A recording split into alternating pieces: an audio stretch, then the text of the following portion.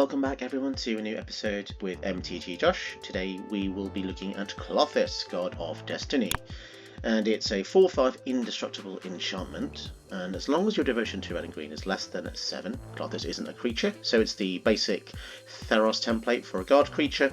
And at the beginning of your pre-combat main phase, exile target card from a graveyard. If it was a land, add red or green, otherwise you gain 2 life and it does 2 damage to each opponent. So this card does a lot of different things. It not only ramps you into your bigger spells, it gets rid of annoying creatures in your opponent's graveyard that you need to exile. And it also deals damage to them and you gain life. So for 3 mana you get an incredibly good package here. You've got the usual suspects again with the Fiery Emancipation to deal triple damage every time Klothys triggers, so don't forget that. And with that in mind, let's go into some gameplay and see what you guys think of my creation. Don't forget, if you like the look of this deck, press the like button and don't forget to subscribe to see more content like this. Okay, so we're facing a Yarok Sultai double ETB deck. Starting hand is a bit sketchy actually, but I want to keep it because we've got Fiery Emancipation, which is probably the best card in the deck for killing our opponent.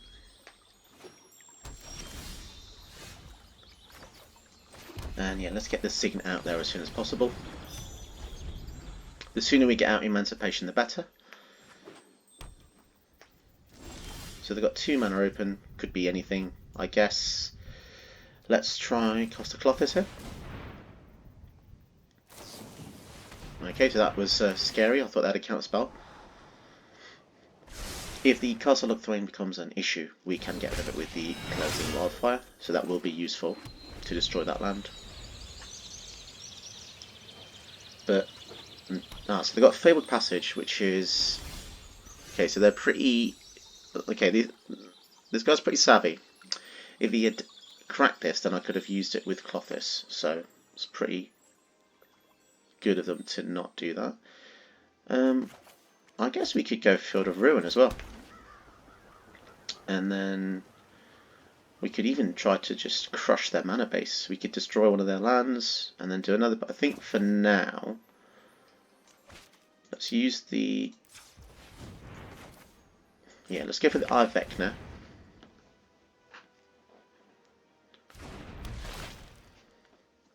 Just to give us some card advantage. And we could even play Maze Mind Tome and just sack off doing what they're going to do. Yeah, let's just go for a board state here. Get as much support out as we can and pass to them. Shame they're not enchantments with colour pips, because obviously playing artifacts with an enchantment god is a little bit anti-synergistic, but these artifacts are just so effective. To not have them kind of hurts the deck. And if you've not seen Eye of Vecna, don't sleep on it. So it's 2 mana card. When it comes in, you draw a card and lose 2. And then each upkeep you can pay 2 to draw another card. Pay 2 life and 2 mana, that is. So I could have used Maze Mind Tome there to kind of counteract Gonti's ability, but he looks at the top 4, so I can only affect 25% of that outcome. Ravager Worm's pretty good. We don't want to pay for the Eye of Vecna yet. We only want to do that when we have enough mana to spare. Yeah, let's add red. And yeah, let's get the Ravager Worm out there. Give him haste. And I think we're going to destroy a land. So let's kill the... yeah, let's kill the Castle Klothys. So it can only kill none... or lands with ability, sorry. And then now we can swing in. And if they block, I'm not bothered because the Death Touch is seriously annoying on that. Cool, so they do have one of our cards, so we don't know what that is. So we're just going to have to cope with the fact that they have a mystery quantity there. Cultivate, so they're going to be able to recoup their land base. But that is good for us because they don't have any mana open, so we could resolve a Fiery Emancipation here if we wanted to. Ooh, okay, transformation is good, because if they cast Yarok, I'm going to put the transformation on it, and it gives it no abilities.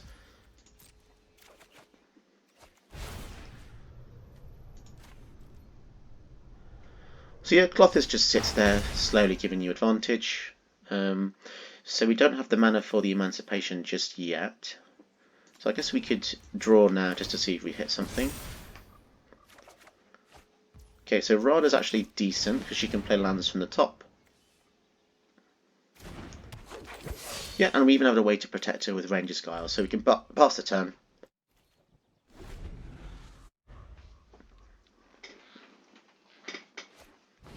Epic Downfall. Yeah, let's protect the Rada.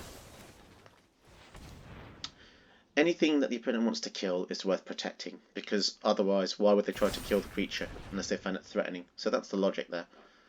Unless they have a surplus of removal spells, that is. So our board state's actually looking good. We've got a lot of support pieces in play. So I think that's the key of games like this, or formats like this, sorry. You just want to have a lot of small pieces out doing a lot of different things, and it's difficult for your opponent to focus on one thing to kill. Okay, so if we get rid of the Klothys Thwain and give us some red mana, then we can resolve the Emancipation here. And then it means they're going to have something else that they need to focus on killing. Okay, now we can swing in. Okay, yeah, that's just enough to win the game, yeah. Obviously, that would have been 12 just from Klothys and 9 just from Rada. But even if they had, I guess, if they had a way to kill the Emancipation in their turn, they still could have been fine, because it would have turned the Klothys off as well. But yeah, that was quite fun to get these guys out. Yeah, moving on to the next game. Okay, so out of all the generals that exist in the game, we come across a Klothys mirror match, which is very odd. We get to go first.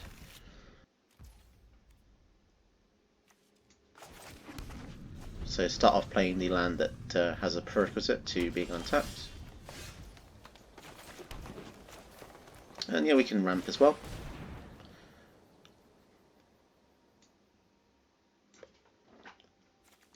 Get ourselves a mountain here.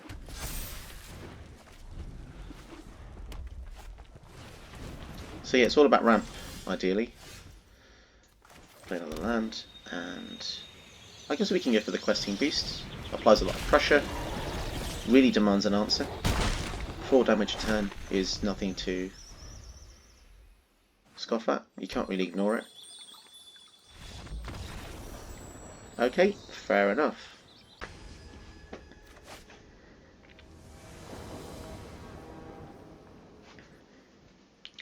Sweet, so going first against a Velki, God of Lies deck, so it can be the 2/1 creature that comes in, looks at your hand, takes away a creature until Velki dies, or it's a 7-mana Planeswalker, which basically wins the game when you resolve it.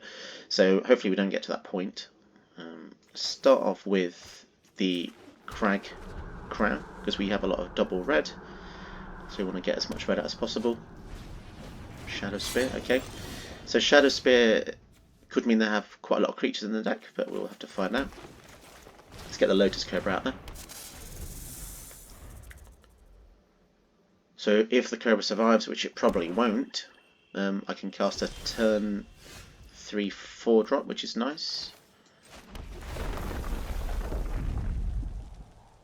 So they don't have blue in the deck, but this kind of deck feels quite controlling in that Valky's going to have a lot of removal spells, so I doubt that Tectonic Giant is going to survive. But you have to try. Opponent deciding whether to kill the giant there, possibly. It's pretty cool. Whenever it attacks or becomes the target of a spell opponent controls, it can deal 3 damage to each opponent, or some scaling there for commander. And or you can choose to exile top 2 of your library, choose one of them, and you can play one of those cards until the end of your next turn. Pretty cool. So opponent has 4 mana, so they're still halfway off from casting their general. What can we do? We can do all sorts really. Cast a Klothys. And then I think I'm going to get rid of this Den of the Bugbear. I don't really want them to have access to manlands, because they can defend their Planeswalker later on.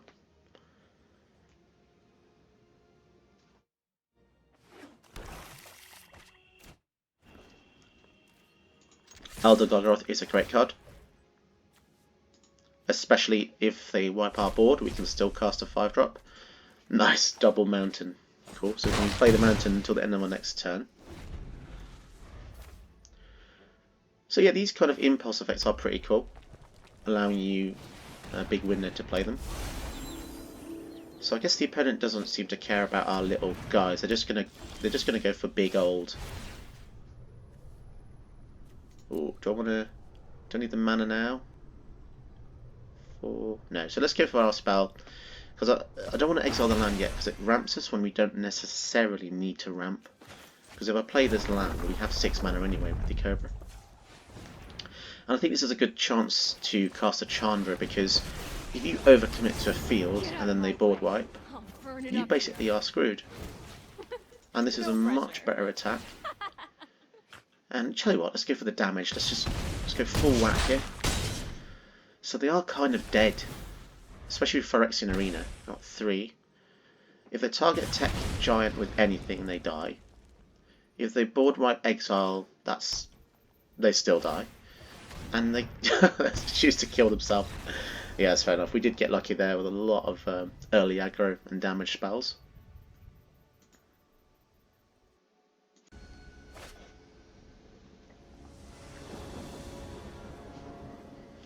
Okay, so we're facing a mono red deck, Chandra Planeswalker.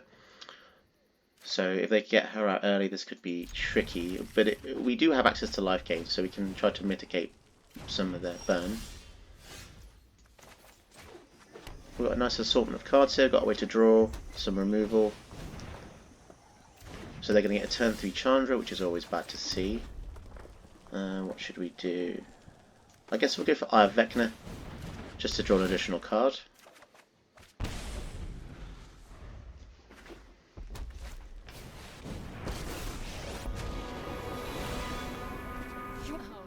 Okay, so yeah, pretty savage there, getting the Chandra out really early. So we've got 3 mana. I guess we're going to Heated Debate end of their turn. Or we could... Yeah, I think that's the best thing to do here.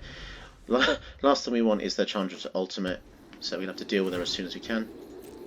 This'll be easy. Sunbird's Invocation. Okay, that's pretty scary.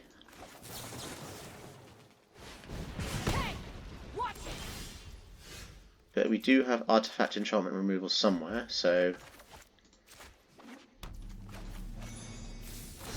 let's get rid of the Chandra now.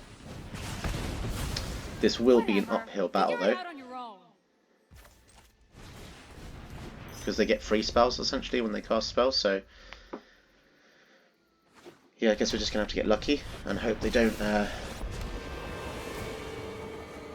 Interesting, so they chose to cast Chandra rather than get a spell from their hand trigger. Okay. Hazoret's actually pretty good against mono red because they don't have a way to kill it really. 3, 4, 5, 6. So what could we do? We could go Bone Crusher and Klothys, and then if they survive, we could go for Emancipation and see what happens. So yeah, Emancipation will allow our stuff to deal triple damage. Yep, you're going. So again, bit of an anti-synergy here with Sunbird's Invocation only working from hand.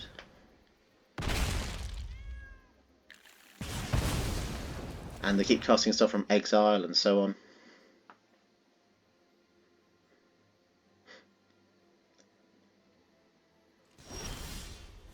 Okay, so let's see if we can get the Klothys.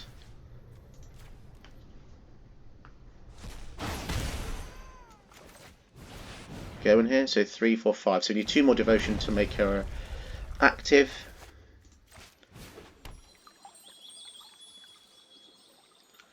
So yeah, if she ultimates, oh, okay, so she will be ultimating in their turn. Yeah, that's pretty rancid,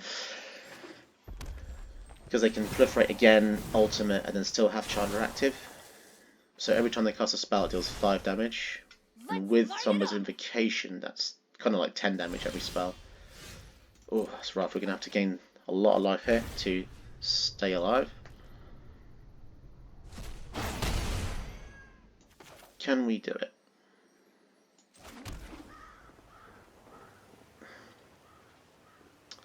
So I guess Field of Ruin would be nice versus the Bastion, but I don't think we can... Okay, let's... How much mana have we got? 4, 5, 6, 7, 8. So let's get the Harmonise out first, because Hazoret's not going to be able to attack anyway. Oh nice, we've got our own Chandra. So we could definitely race them to the finish line here. So uptick. And then if we just decline to cast the Chandra, then... sorry, decline to cast that, so it's 6 damage, and then Klothys can go in and deal triple damage, that's 12.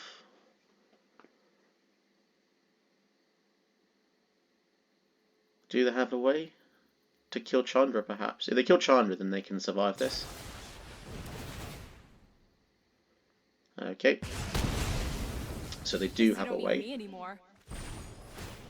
So that was very lucky there from the opponent.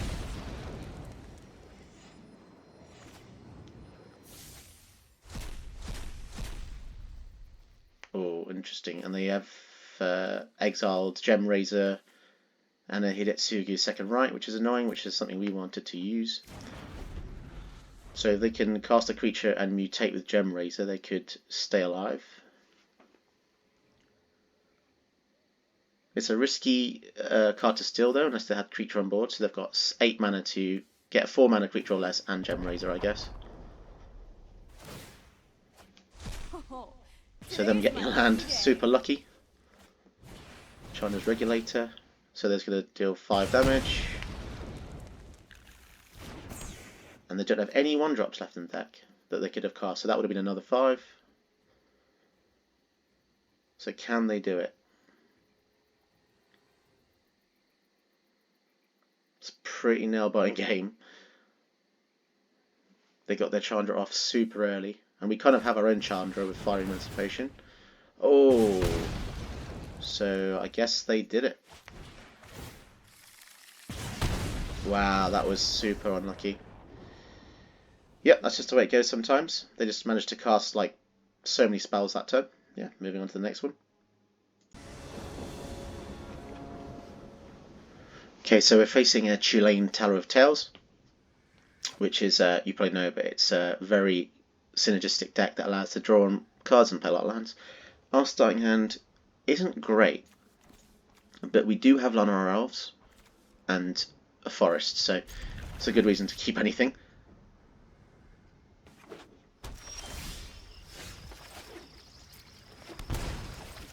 So yeah, Tulane, 2 green, white, blue, vigilance. If they cast a creature spell, draw a card, they can play a land, which is mental, and they can pay 3 to return a creature to their hand, so they can save their creatures from death as well.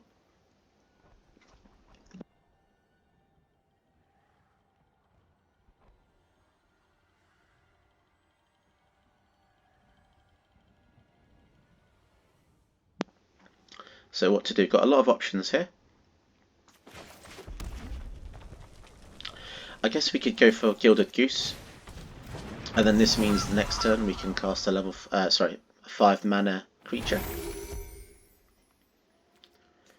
and then we can even foretell the Quakebringer here, which is nice.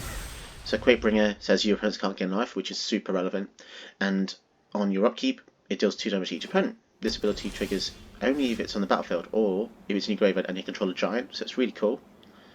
They've got blue, and blue means negate, possibly. We didn't get an untapped land there, which is unfortunate. But I guess this is a good time to try and go for Klothys. And we can see if they have any priority here. Tail's End, yeah. Fair enough.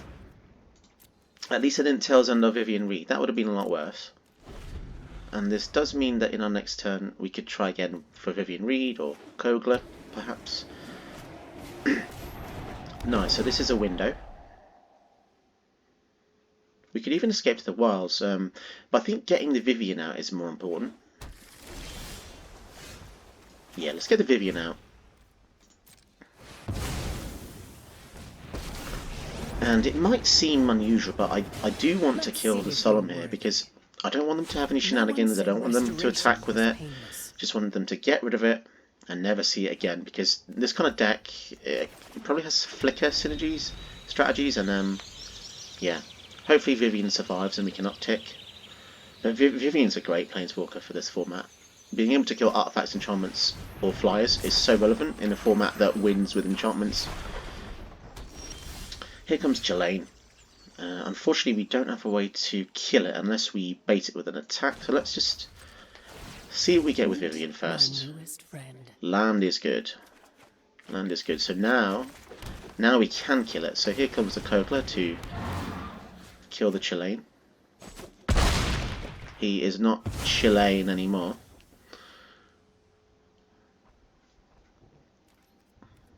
By the way, I am a dad, so I am actually allowed to make dad jokes. Just so you know, before you say that was a crap joke, just beat me to that.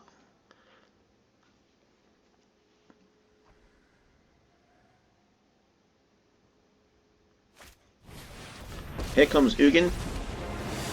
Ugin, the ineffable. So we can destroy a thing. Yep. So rightly so, kills that. But we can kill it with a Llanowar Elf, so it's, you know, not the worst. They could have board wipe, so I think for now we'll kill the Ugin and swing with the Kogler.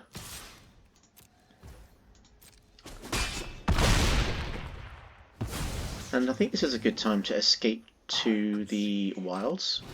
We want to hit a few lands if possible. Oh, okay, that's good. So we get forest and a mountain. And it's important because we can do a number of things in their turn. We can activate Gilded Goose to get more mana, or we could use Once Upon a Time or Ranger's Guile. So it's good to have options.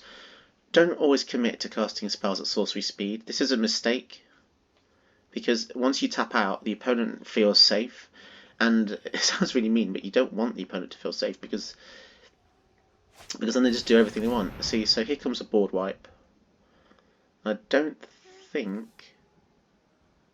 Yeah, it's a shame. If we had a human, we could return Kogler. Oh, sorry, we could make Kogler indestructible. We can't save it with the Guile, so I guess we just use Once Upon a Time then. Maybe try to find another land or something good. Okay, that's annoying. These are all good spells. But can you really say no to Gargaroth? It's just too good, isn't it? Yeah. So we do lose our cool things, unfortunately. Kogler. They have 2 mana open, so it could be Essence Scatter. That's different art, I've just realised. That's different from the paper version I have. That's really cool. I think that's exclusively for the Amonkhet Remastered set. So they had 10 life, we could do this, but they don't. I guess we go with the Quakebringer, see what happens there. Disdainful Stroke, sure thing. And we can't even do anything with this. Wildfire. I guess we could Wildfire, just take them off. Okay. I'm not actually sure why they quit there. I wonder if they read that this actually replaces the land that you destroy. Okay, yeah, anyway, that was a strange concession there. Moving on to the next game.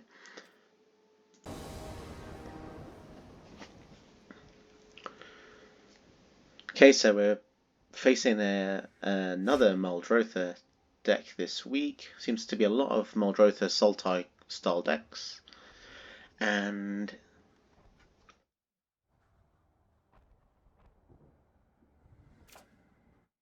our hand is actually deceptively good with the Cobra. If we didn't have the Cobra, it'd be a lot worse.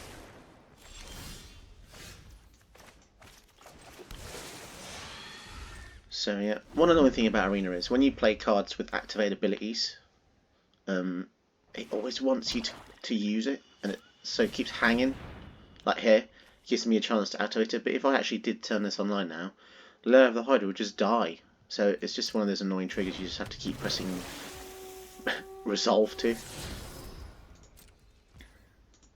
I guess I could just tap it, and then in my opponent's turn it would never say that, but then the opponent would then know I didn't have any responses. So double-edged sword, really. It's a great card, Lair of the Hydra. You can make it an XX and attack in. Good against control.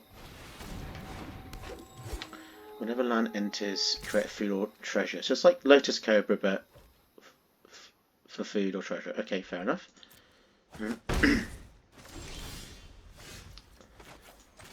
So what do we want to do? We can do all sorts. We can go for Cultivate and then Dragonfire. That's pretty good. Let's get one green and one red.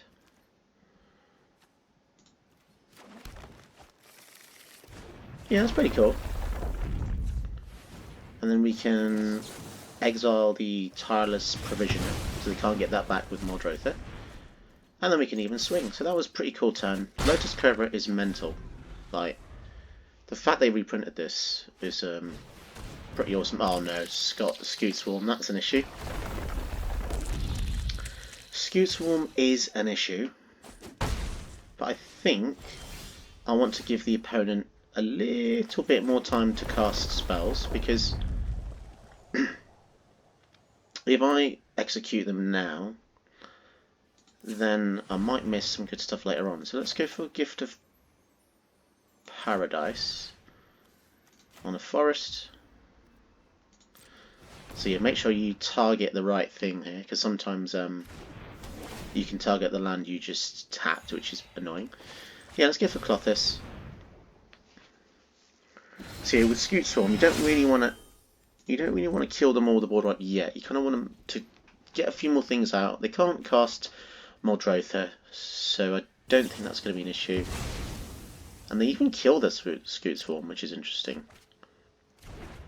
So that tells me they're desperate for lands, because the only reason you would ever kill a Scoot Swarm is to get lands when you're low. Otherwise, they don't have blue mana as well. Klothys is going to be very useful here. So see what I mean? See, now I delayed the Storm's Wrath, they're just flooding the board. And even better, this is access to blue, so when we kill that, we're going to stifle them from their blue mana. Meat Hook Massacre, holy moly. Oh, that's a bit... Oh, that's going to hurt. So whenever one of their creatures dies, each opponent loses one. So it's a bit obvious, I guess, but yeah, we'll trade here. They probably know now that I have a white, but it doesn't really make much difference here. Emergent Sequence. So yeah, let's get rid of their creatures. We don't want them to replay any of their permanents. And here's a good time to Storm's Wrath.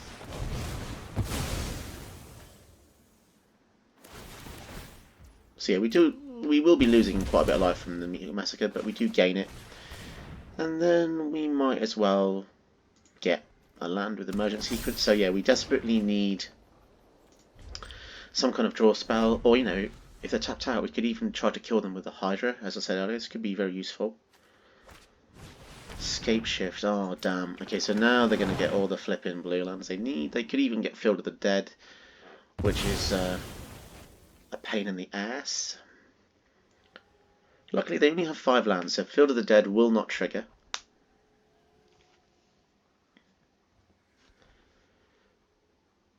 But yeah, Scape Shift is one of those terrifying combo cards. If you've ever played Modern, you'll know how scary it is, because it works with Valakut. Opponent there got mega greedy, going for 2 colourless lands, but fair enough. Fair enough indeed. Harmonise is literally... Harmonise is a great card here. So yeah, we're going to Harmonise before we activate Lair of the Hydra. So we even have Barlagad Recovery. So you know what? I'm going to get Harmonise back. Pretty mental. And swing in.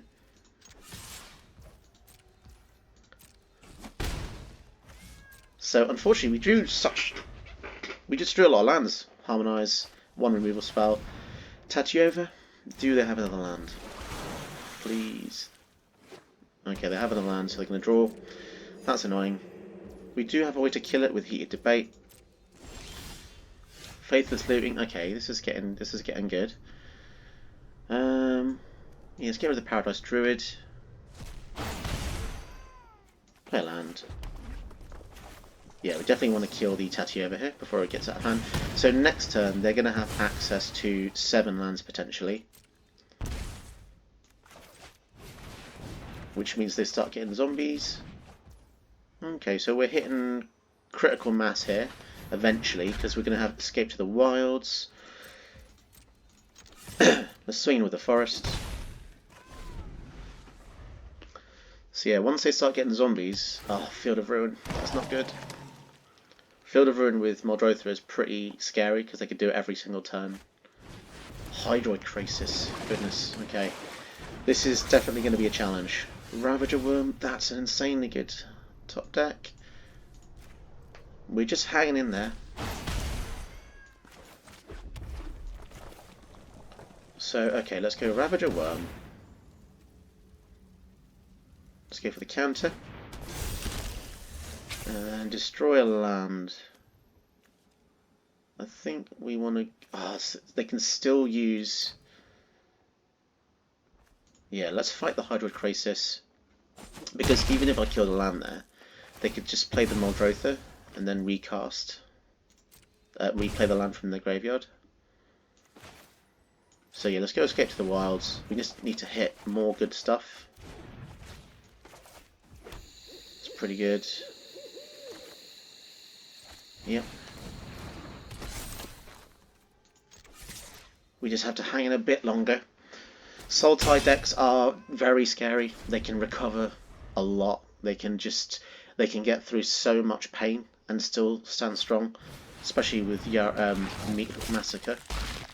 So here comes your Rock and Blood Artist. So interestingly, the synergy is a bit off, which is good for us.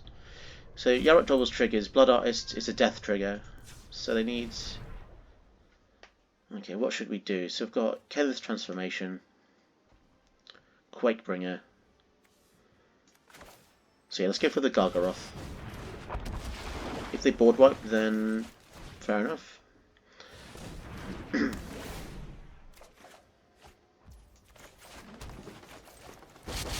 yeah, we're going for some crazy stuff here.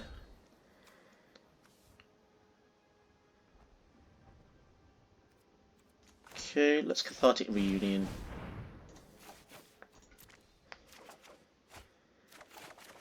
Oh, look at that. That's a great hand.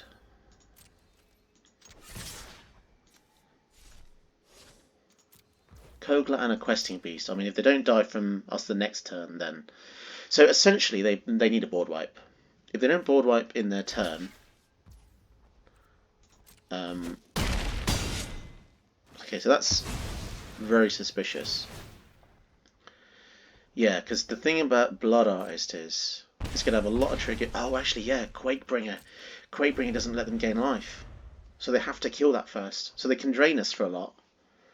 When did they gain life? Whenever a creature opponent dies. Awesome. So they won't be getting any life if they board wipe. Uro can't gain life.